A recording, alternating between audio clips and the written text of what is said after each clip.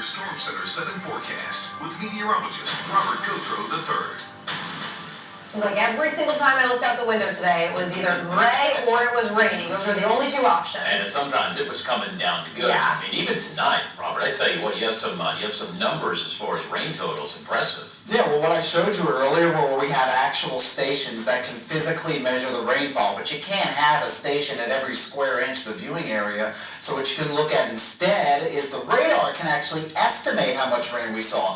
And so the highest number was in Xenia, it was 1 3/4. But if you look just a little bit farther north, you can see some yellow here. This is what the radar has estimated we've seen, and yellow means at least 2 inches. So definitely would not be surprised if we saw some places with 2 inches or more of rain in Greene County, especially around Xenia.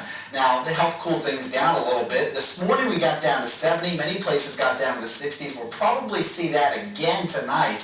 But we do have some cold fronts coming. One's actually already passed, but we have a second one coming, which should really help cool things down into the weekend and really bring down that humidity. Right now, 76 in Dayton, we're all in the 70s. We're probably going to just gradually cool from here on out.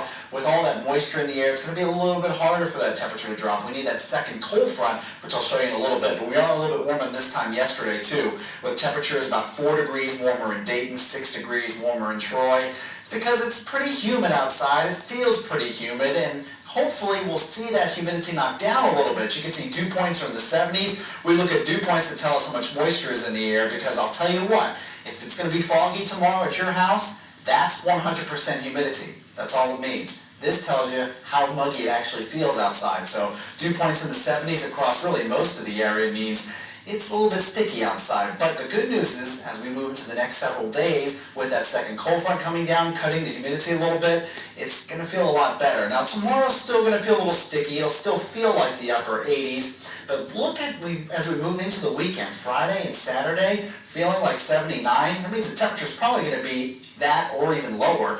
82 for Sunday. So into the weekend, the forecast is looking gorgeous, especially if you're going out to the air show. 80 degrees for the high on Saturday, 82 for Sunday. Perhaps some clear skies, bringing in the cool air. I'm excited because the birthplace of aviation, I want to see what that show's all about. Now, here's the front that moved through earlier, just south of Ohio at the moment, bringing up some showers and thunderstorms across Kentucky, Missouri, West Virginia. But there's actually another cold front up toward the northwest. Now, it could bring us a couple storms tomorrow, that's true, but this second cold front will hopefully really bring down the humidity a little bit and bring down the temperature as a result. What we're left with now are a few showers that are really beginning to fade out.